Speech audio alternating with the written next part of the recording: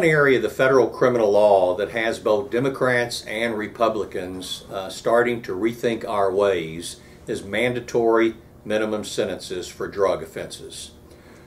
We are losing the war on drugs. There's no question about that. Drug usage is gaining every year. Deaths caused by drugs are going up every year. And simply locking people in jail for long periods of time is not doing anything to solve the problem. As a matter of fact, many countries think that it's more of a public health problem than it is a legal problem.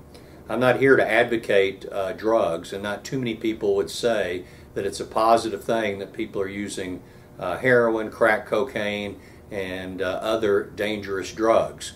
But the simple point of the matter, simple fact of the matter, is by making long mandatory minimum jail sentences with the idea that we are going to curb somehow this drug usage is simply not working. And we are spending literally billions of dollars a year investigating and incarcerating basically low-level drug dealers for the most part.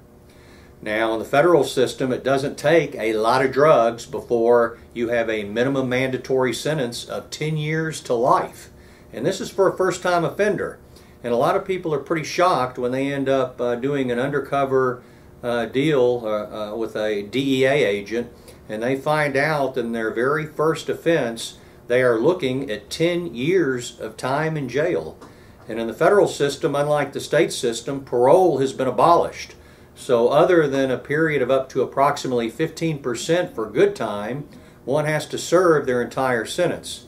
So if somebody gets a 10-year sentence in the federal system, it works out, assuming they get full credit for good time, to approximately 8.5 years in jail. A pretty steep price for a first-time offender, and a pretty steep price for our country in more ways than one. Not only are we having to pay to house the prisoners, but this is also somebody's dad, somebody's brother. Everybody thinks, let's throw away the key, let's put them away forever, until they realize that it's happening to their son, their daughter, their brother, their father, and then all of a sudden you realize just how harsh these penalties are. Recently, leaders of several countries got together to discuss the fact of whether drugs should be legalized. And I'm talking not just marijuana, which there's a movement afoot in this country, but I'm talking about drugs like heroin and cocaine and everything. Not that these drugs are good, but that the efforts that we are making to curb their use is absolutely failing, and that there are better ways to deal with the problem. Now, a lot of prosecutors and law enforcement are in favor of these mandatory minimums. And the reason they like the mandatory minimums is there is usually only one way to get out from underneath them, and that is to cooperate. And what they are saying is, if you take away our power to give these steep sentences to these people, you are taking away our power to get them to cooperate and make more cases. To which I say, so what? We don't need to make any more cases. That's the whole problem to begin with. There is also something in the federal system called the safety valve, and that was enacted to provide some limits or some abilities to get out from underneath the mandatory minimum sentence. But it's very limited because you have to meet 5 different criteria. You can't have a criminal record, or basically just a minor misdemeanor record is all that you can have, or you don't qualify.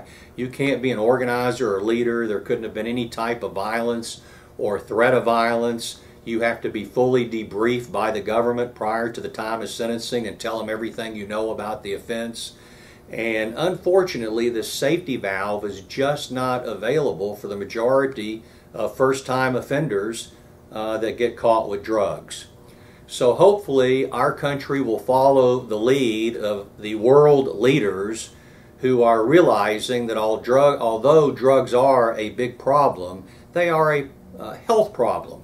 They are not a criminal law problem, and they can't be solved by the criminal laws.